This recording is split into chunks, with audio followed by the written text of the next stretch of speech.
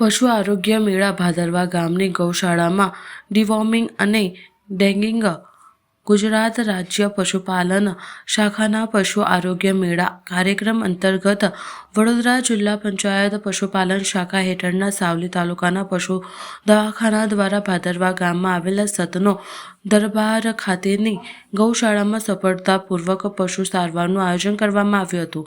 કુલ પશુઓ આશરે 250 ગાયો ડિવોર્મિંગ કરવામાં આવ્યું હતું.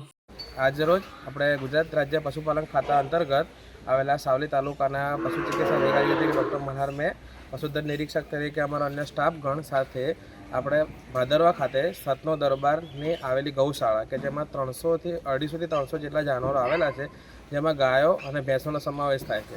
જેમાં 250 ગાયો ઉપરમાં આપણે આજે એનું રસીકરણ, એનું ટેગિંગ, ઓળખ આઈડી બનાવ્યું છે જે અને ભેંસોમાં પણ ટેગિંગ કરેલું છે તથા રસીકરણ અને દવાની જરૂર હોય તો આપણે દવા બી આપેલ છે એમને.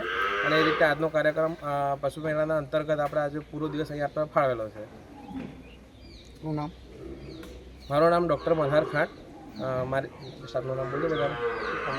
મારું નામ ડૉક્ટર મલ્હાર ખાંટ, પશુ ચિકિત્સક અધિકારી ડેસર તરીકેની ફરજમાં આવેલું છે અત્યારે.